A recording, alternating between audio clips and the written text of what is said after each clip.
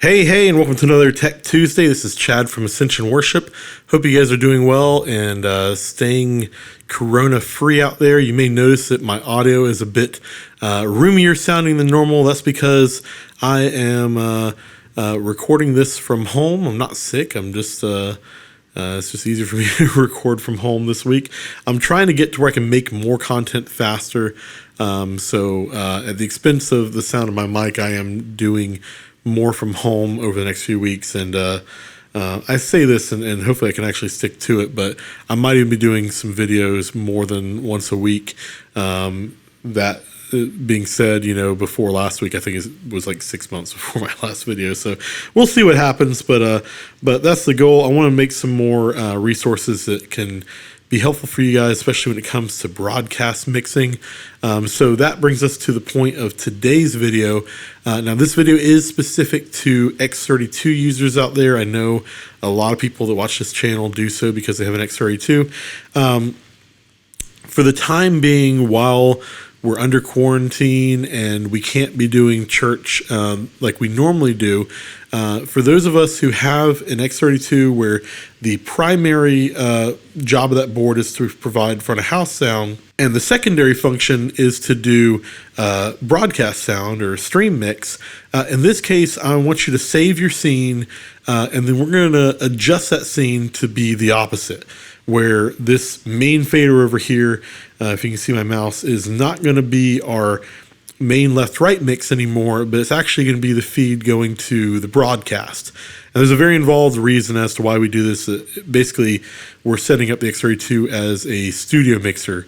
Now, for us, a lot of times if we're using our regular room, the band doesn't want to sound completely isolated when they're playing. So in this example, I'm also going to have it set to where you can see on here in this scene, we have a record mix. Again, when this was our secondary function, we're going to change this to be a mix that is feeding signal into the room just for some interaction with the band so they can feel like the speakers are moving and it just feels a little bit better for them. Now, in this particular example, the way this is set is we have a main left-right mix, which is, if we look at our matrices, is feeding into 6 different matrices, which are then going to our different speaker groups. If that's all new to you, you can check out my matrices videos to understand more of that. I'm going to show an example of how to continue using this, where basically instead of the main left-right mix feeding these matrices, it'll be the mix that's over here. I will also do an example where if that's not the case, and instead you're feeding the main left-right mix straight to your speakers or processor, I'll show you how to do that as well. So don't worry, I'm trying to give you the most overall coverage video that I can. So with that said, before you start doing this, first off, do not do this while you're watching the video for the first time. This is going to be a video. I'm going to try and make it as fast as I can, but still give you good information. I would suggest you watch this video, understand the concepts of what I'm trying to do, then go back and watch it again and in real time make adjustments to your scene. When you go do that, I would suggest you turn your PA off or turn it down just to be safe until you can get everything changed. And then using some techniques I show in the video, you can test it to make sure that nothing's going to be all of a sudden a feedback disaster. So please be careful with this. There are going to be some major volume changes that are going to change to help us optimize our broadcast levels. So first, let's talk about the monitor section of the X32. You may or may not have ever really done anything with this because you don't necessarily need it apart from headphones when it comes to a normal Sunday mix. But on the back of the X32, M32, X32 rack, pretty much any of the X32 family, is a section that looks like this where it says monitor or control room out. Again, this is primarily what you would use in a studio situation, which is basically what we're entering into now compared to a normal Sunday morning setup.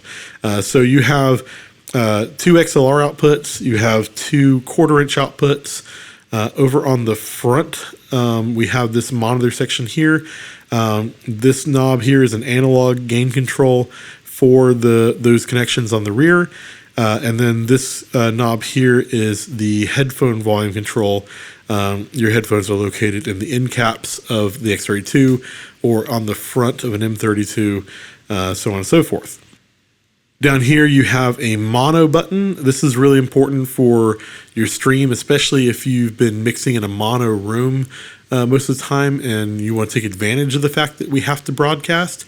Why not start, using some stereo keys and pan your guitars around and make it sound really good for an online audience.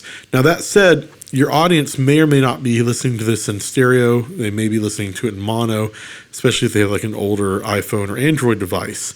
So one thing that you'll find is, especially with certain reverbs, certain keyboard patches, certain guitar patches, is that sometimes they will sound really full in stereo. But when you click this mono button, you'll be surprised at how quiet they'll sound. And it has to do with some phasing tricks that they're doing to make them sound really full. So your goal is to make it sound good in both stereo and mono, and then you're going to have the best of both worlds. But clicking this button will let you hear it in mono in your studio monitors or your headphones, whatever it is that you're using for your monitor connections. That will not affect what's going out over the stream. This is just, all this stuff is just what you're hearing. Next, we have a dim control. Not crucial to what we're talking about today, but basically when you click this button, the level, again, of just what you're hearing will attenuate by a certain amount, and then when you click it again, it'll go back to being full volume. Finally, at the bottom, we have a view button. Sorry, it's kind of pixelated on this picture. When you click on that view button, it will take you to a screen that looks something like this, depending on which firmware version you're using. Now, I'm using the old the old editing app, and that's just purely because I know not everyone has switched over yet, and then I think this just looks more like the scene or the screen on an X32, so it's a little bit better for training, but that's the only reason why I'm using this one today. So we're going to look at the controls on here, moving from right to left. Depending on which firmware version you're on, your monitor source will probably be already on either LR bus or LR AFL. But where we want it today for what we're doing is going to be set to LR PFL. What that means is that when we have nothing soloed, our monitor output is going to let us hear the main left-right mix, but it's going to be before PFL. It's going to be pre-fade, so it's going to be before any adjustments made to this fader, but it is going to be after any processing we do. And so one of the key things we're going to talk about today is we're going to add a mastering limiter to our stream mix. And we want to be able to hear how or if that's affecting our main levels and any kind of artifacts it may create. So we want to have this set on here so that we can hear those two. Next, we have the source trim. We're going to skip this for now, but we're going to come back to this. Then we have our dim attenuation. Again, when you click on that dim button, as a default, it will turn down your signal, again, just to your ears or your monitors by, in this case, 20 dB. You can adjust that if you want. We have a delay setting.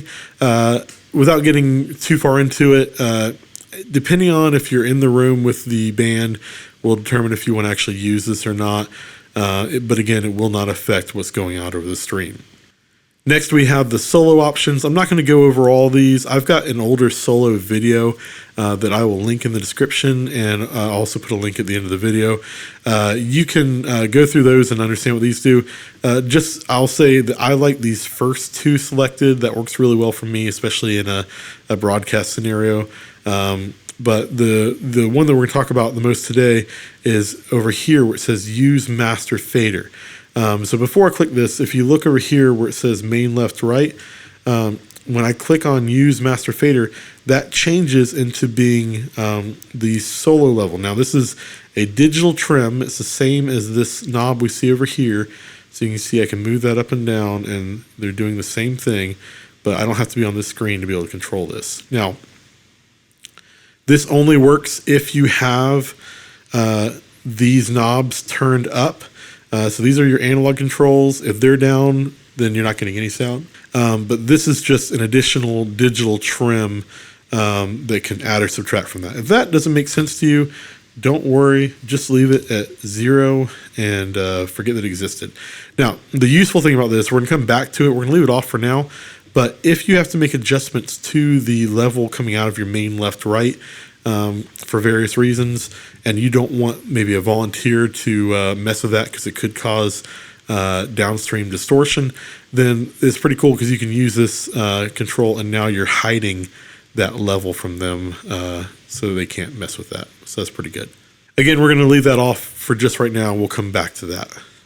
Okay, so as I mentioned earlier, currently we got our main left, right, and we've got a record feed.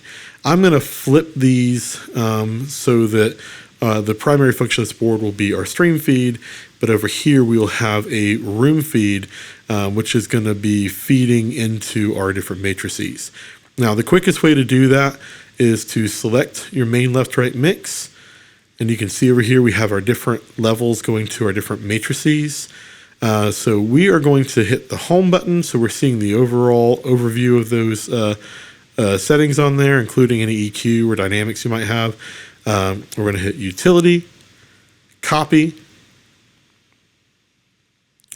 and then we're going to select one of these record buses and go paste. And you can see the name and colors have changed. They're linked, so it happened on both of them. Now, one thing that will not copy correctly, just because of the nature of what I just did, is any panning that's happening here. So I can see I've got two stereo matrices. This first channel needs to be going to the left of anything that's in stereo. So we're just gonna pan those over. If I click on the right side, you can see that's actually already routed correctly. And then let's go ahead and name these. So I'm gonna set up scribble strips. And I'm just gonna call this room. My OCD going room, left, and room, right. Okay, cool. Let's go ahead and relabel our main left, right, and we'll just call this stream for now. I should mention earlier, before I did all this, I went into my routing page and I did check in this particular example, what was a stream left and right was going out of bus 11 and bus 12. That's going to be important in just a moment here. So let's go to our routing page. And so now, once we get this all set up, this room left and room right are feeding into all these matrices. Oh, I did miss this.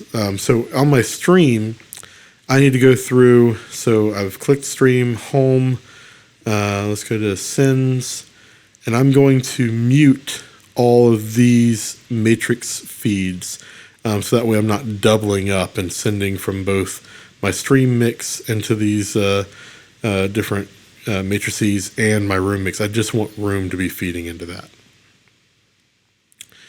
So, sorry, back to what I was saying. So we'll go to routing.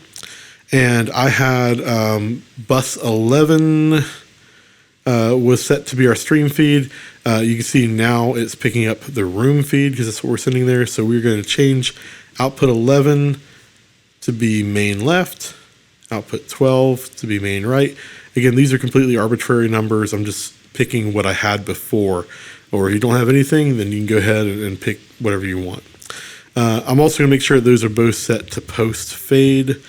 Any delays that are on there, unless there's some sort of delay issue with your audio and your video syncing, you can turn those off. And that's going to be it for that.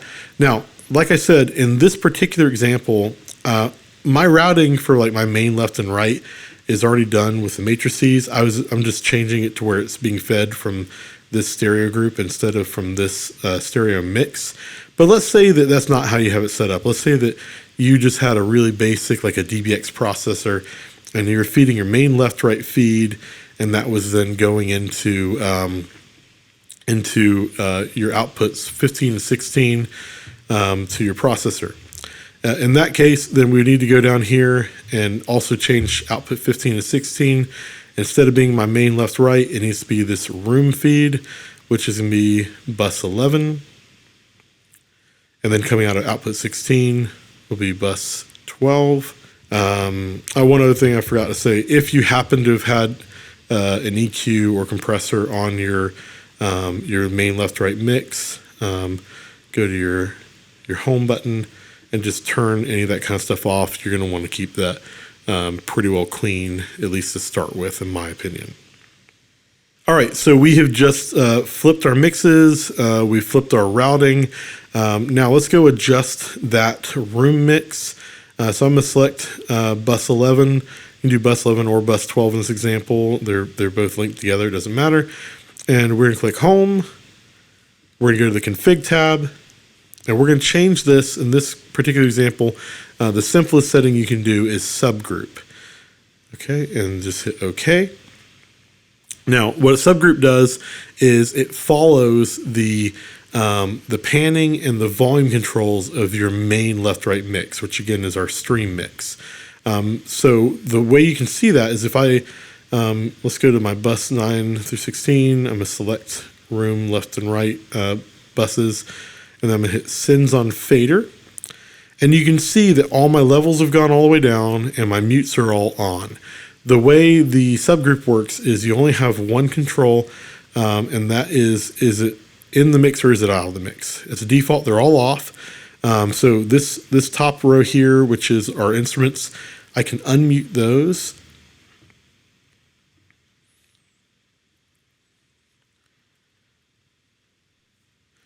Okay, on this next layer, here's some tracks, we can unmute those.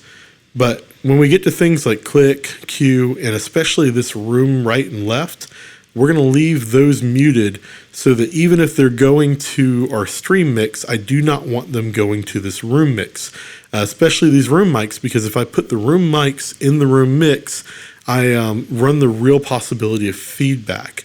So we're going to leave all these muted, and then we'll put all these in. And again, you don't hear any of that stuff unless the fader is up going to the other mix. Put all this in there. We'll give them some effects. Yeah.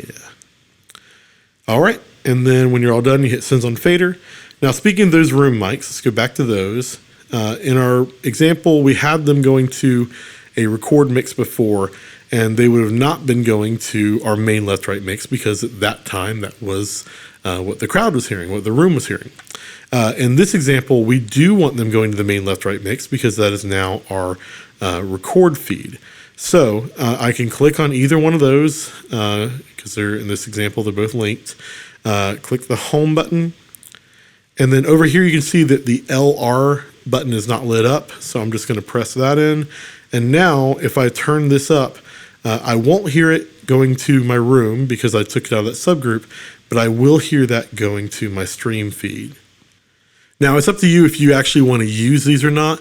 Because you don't really have a crowd, it may just make the room sound worse. But if you have real drums and the drums sound good bouncing around the room, this will help to accentuate the sound of the drums potentially. So play around with it and see how it feels. Also, if you have maybe your pastoral staff on the front row and you want to hear them, going, or when the pastor's speaking, maybe the band's sitting on the front row and you want to hear them amening and commenting on the message in good ways, hopefully, then you can layer that in there a little bit. But it's up to you, and you can just simply turn the fader up and down and you'll be hearing it going to this stream feed. Okay, it's been a lot of talk about getting these two mixes set up, and the whole reason we've done that is so that we can set up this brick wall limiter. So let's hop into that. So we're going to go to our effects section. In this particular example, I happen to already have a precision limiter loaded in. This is a scene I made for summer camp that I was doing, but we'll pretend like it's not there so I can show you how to set this up from scratch. So let's say that we had effects 5 was open or something that we weren't using. On the actual X32, you would move your cursor to select 5, and you'd hit the utility button. And then you would see a window like this. So you can scroll to wherever the precision limiter is, select that, and then you need to set what it's being routed to. So in this little drop-down menu, scroll all the way to the bottom and click main left right. Because those have to be in stereo, it'll automatically populate both channels, and then you would click the insert button so that it'll actually affect your sound. Now let's say that you needed all the inserts you already had over on this 5 through 8. Let's say that we had to use number 4 instead. It's a little bit different. So you would, again, select it, hit utility, select your precision limiter. There she is. And then if this was set to something else, I'm just going to randomly put it on some things here. You would need to make sure that it's on insert. And then you would go to your left-right bus. So select that, click home, go to the config tab, select, in this case, effects 4. And again, because it's in stereo, I'll do both. And then make sure that you have that insert button pressed in. And now that will guarantee that that is working on that channel. If let's also go to our effects returns. If your, in this case, effects 4 is up, that would be bad. So just go ahead and mute that. So that way you're not going to be doubling up on anything. All right, so what is a brick wall limiter? If you've been watching the show before, you've heard me talk about compression. In a compressor, you have a threshold that you drop down, and it basically turns down loud sound, and it effectively makes your sound a little bit quieter when it gets loud. But then if you need to make up for that, you have a makeup gain that you can boost up to give you some of that volume back. Now, the way a limiter works is kind of the opposite. We're going to talk about two controls here. We're going to talk about the output gain. This is the ceiling where you basically cannot go above this, or if you can, it's very, very minute amounts. As a default, this is set to negative 0.5. I'm going to go one more on that. I'm going to go to negative 1. So in this case, I've set a ceiling to where my volume can't go above negative 1. And then I can push my signal into that by using my input gain. The way this works is, because we're all in digital, you want to keep everything away from hitting 0.0 or higher, because that's when you're going to start getting digital distortion, and we do not want digital distortion. But if you have this set, then on the X32 at least, you won't ever hit much higher than negative 1. During a loud part of the song, slowly turn up your input gain until you start to see a little bit of light on this GR meter. GR stands for gain reduction. And so what that means is that you are capping off the top of your sound, and for every bit of light you get, that's how many dB of sound you're shaving off the top, but you're boosting the overall signal to get to that point. Now, the less of this that happens, the better your sound will be. My general rule is if I can get it to where it's just tapping or only at loud points as it's tapping, that usually sounds the best for me. I try to avoid ever going more than 3 to 6 dB of gain reduction, because I find that when you hit 6 or more is where you start to get audible distortion. So you may not be technically peaking, but you're capping your sound off so much that it'll sound distorted in a different way. So you want to try and get it between 0 and 3 tends to be the best in my opinion. And you can create less work for your limiter by using some compression techniques that we'll talk about later in other videos on your individual channels to try and avoid pushing that too much. Now, as far as your input gain level, getting to that point, I usually end up somewhere around -6 to usually no more than 10, or depending on what the board was used before, maybe I go as much as 12. If you find that you're having to go to like 15 to 18 or you don't have enough, that is an indicator that you have some gain issues earlier on in your gain staging. I'm not going to go through that in this video, but if that's the case, then you should watch some of our older gain videos and figure out ways to get more gain on your inputs, so that you're not having to milk this too much when you get going. So for the sake of the rest of the video, I'm going to pick a round number here. I'm going to set this at 10 dB of boost, and then we're going to take a look from there. Okay, so with this giving us 10 dB of boost, and because of the things that we did in this monitor section earlier on, by setting our monitor source to LRPFL, we're going to hear that 10 dB of boost whenever we don't have anything soloed. However, when we go to solo something, so like if I were to solo the kick drum, I would then hear 10 dB less, because when I listen to that kick drum, I'm hearing it directly. I'm not hearing it go through that 10 dB of boost that the precision limiter is applying. So one way to help make that less jarring and make it less work for me to adjust the volume between when I'm soloed and when I'm not, I'm going to go over here to the source trim that we skipped over earlier. Because I'm boosting 10 dB from the precision limiter, I'm going to reverse that and do a negative 10 dB on this source trim. Again, this does not affect the level of the stream mix. All it does is kind of helps narrow the gap in what you're listening to coming out of your headphones or the monitor outputs. Okay, finally, let's talk about once we get out of the X32 and we're hitting some sort of streaming device, how are we optimizing our levels hitting into that? So we've added 10 dB by using this precision limiter, but let's say that now that we've got a good, strong, like loud but limited mix, if we're going to, say, a recording interface or a camera that maybe isn't made for such hot levels, you might find that it's immediately distorting those inputs. First off, if your camera or interface has a line level input, that would be the option that you'd want to go to. If it's set to mic, then that means that it's using its own preamp and it's boosting the signal even more, and that's why we're hitting into distortion.